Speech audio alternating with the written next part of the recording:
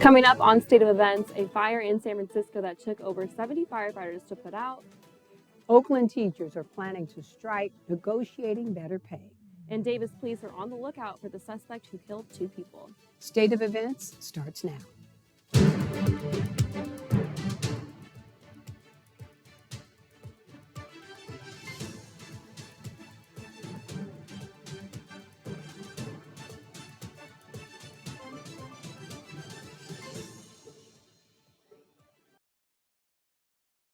Good afternoon and welcome to State of Events. I'm Sophia Villalba. And I'm Daphne Young.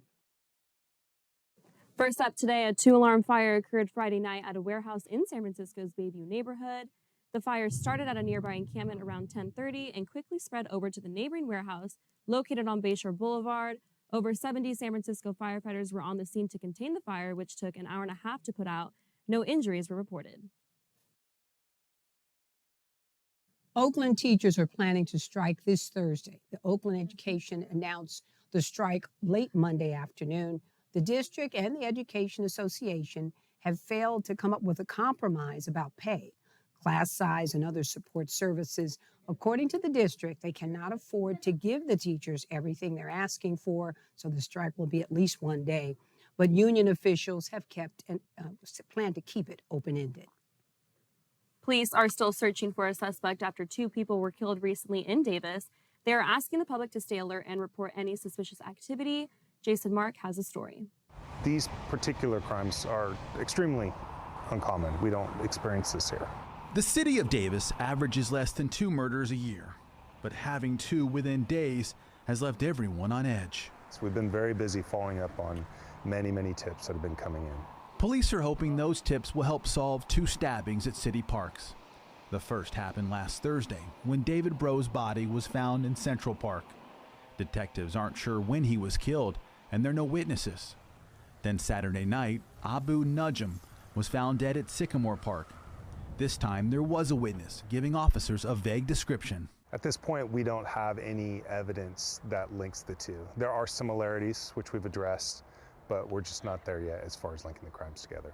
Davis PD has asked the FBI to come in and help sort things out. We're a small agency and we're working around the clock with the personnel that we have now. I have detectives sleeping under their desks for a couple hours, staying away from their families, but we're trying to reach out to any and all resources that we can utilize.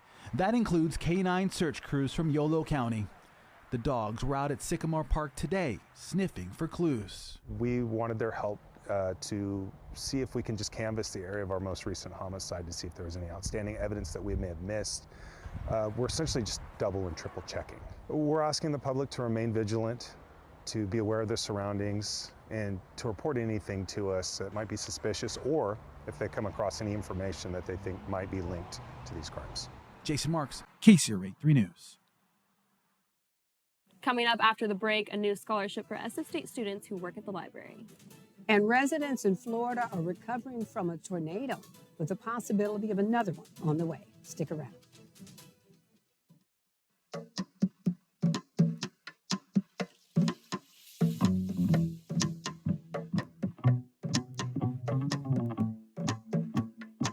Minds can achieve anything.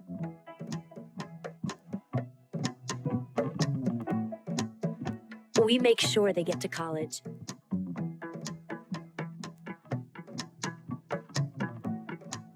Federal student aid provides more than $150 billion in grants, loans, and work-study funds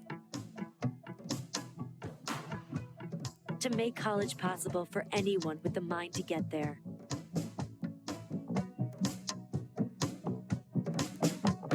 Because if given the chance,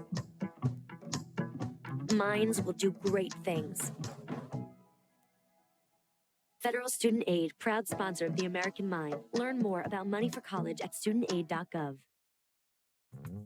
Many medicines used to treat colds and flu contain acetaminophen, a pain reliever and fever reducer found in hundreds of over-the-counter and prescription medicines. But taking too much or more than one medication containing acetaminophen per day can damage your liver. So always read the label and don't take acetaminophen if you drink 3 or more alcoholic drinks every day. To learn more, visit fda.gov/OTC pain info. A message from the U.S. Department of Health and Human Services Food and Drug Administration.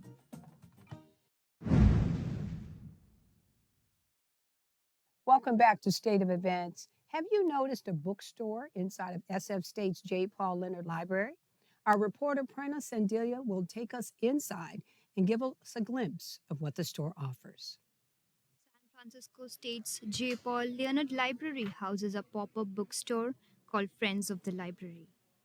Started in 1980s, Friends of the Library runs on donations from SFSU alumni, staff, and students. New acting director of the library that came on board in 1980. And he claims that he saw books being burned down in the back parking lot, books that had been discarded, pulled from the shelves, but because they were state property, it was illegal to do anything with them. You were supposed to just destroy them, not sell them. That's his story anyway. And so he decreed that there would be no more book burning. And that was the beginning, I think, of some of the collections of books that we were selling. The bookstore has a variety of genre, from Shakespeare to science fiction, which attracts students. I'm thinking of buying this book. I'm a history major, so it talks about the age of Napoleon, so it's something I'm interested in. The store has over 40,000 books at $1 to $3 per book and has raised more than $1 billion over 40 years, which has been put towards benefiting students. Books never lose relevance if preserved right. Yes, Friends of Library not just provides students with books at a lower cost, but also provides scholarship to students up to $2,000. The store is currently run by a group of retired volunteers who enjoy spending time with books and students.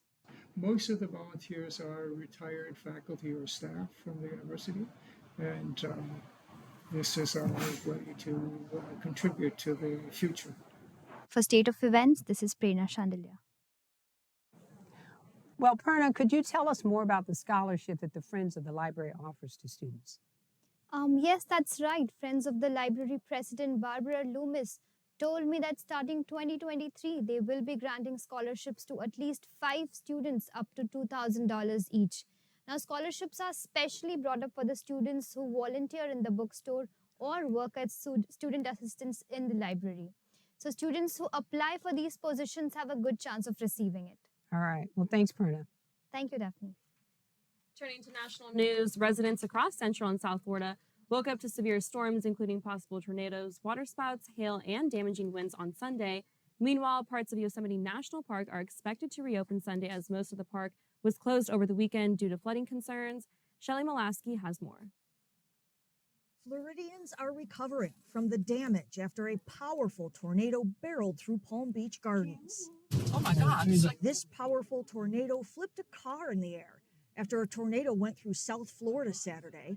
The National Weather Service saying wind speeds reached at least 100 miles per hour.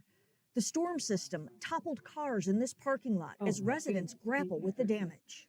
The view of my balcony, I wasn't able to see the water before, and now I have a water view from my place, from all the tree damage. There's cars, there's 20, 30 cars in the parking lot that are totaled. Cars flipped on top of each other. That storm system is moving east into the mid-Atlantic as alerts stretch from Delaware to Georgia. Meanwhile, out west, parts of Yosemite National Park are expected to reopen after being closed over the weekend due to flooding concerns. More than 15 feet of snow fell on the famous Tuolumne Meadows in less than a month, creating a tremendous amount of snowmelt into nearby rivers. Despite the planned reopening, park officials remind residents to refrain from approaching rivers in the park because they're running very high and are extremely dangerous. Stay out of the rivers and the streams in Merced County, please. The reopening is a welcomed sign for visitors to Yosemite. Pretty right, like you got the nice little view, the water. You just come, enjoy sitting by the benches or just walk around. It's nice and fresh out here. I'm Shelley Molaski reporting. Well, Hollywood writers are going on strike. The WGA voted unanimously to call a strike starting today, May 2nd. That decision was made following 6 weeks of negotiations. Studios such as Netflix, Amazon, and Apple are affected. Writers are lobbying for higher wages, but the Alliance of Motion Pictures and Television Producers commented that they are willing to negotiate but can't meet all of the union's demands. Coming up after the break, find out which SF State teams made it to the playoffs. And the latest on the NBA Finals. Stick around. I caught you. Oh, yeah, I got him. That stupid controller froze again. You're only saying that because you're losing. Bet you bought the cheap one. My controller is junk too. Is this even real? You're spending less, so... Yeah? We'll just buy it again? Smart kids. Who are you? Or what are you? Hey, I was wondering if you guys wanted any... OMG, it's McGruff. Yes, I am. He's not my Uncle McGruff, the crime dog. He's an imposter. He's a fake. Oh. I am McGruff, the crime dog. He is the fake. And so is that controller you're holding. It's gonna break. And that, Pops... could blow up in your face. That's right, Scruff. Let's take a bite out of crime together and protect ourselves against fakes. Like him. Who says you're not the fake? Dude, you're literally missing an arm. You are smart kids. You're smart. Buy smart. Unlike other health concerns, mental illness is not always easy to see. Third line, please. DEPRESSION.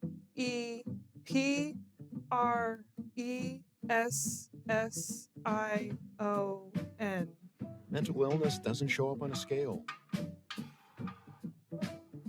Bipolar? Sorting out a mental health concern is not something to attempt on your own. Anxiety. I thought so. Like many health conditions, help from mental illness takes professional diagnosis and treatment. And the sooner you seek treatment, the better. Look at that. 6,000 steps and PTSD. If you or a loved one has a mental health concern, don't go it alone. Find out what to do. For 24-hour free and confidential information and treatment referral, call 1-800-662-HELP. Learn more at samhsa.gov/support.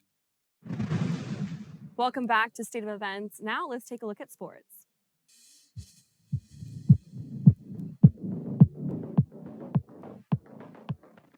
In baseball, the SF State baseball team split their doubleheader on Saturday against Cal Poly Pomona, but the Gators lost Sunday's senior day game. They still have one more series left to play, this time against the Seawolves at Sonoma State.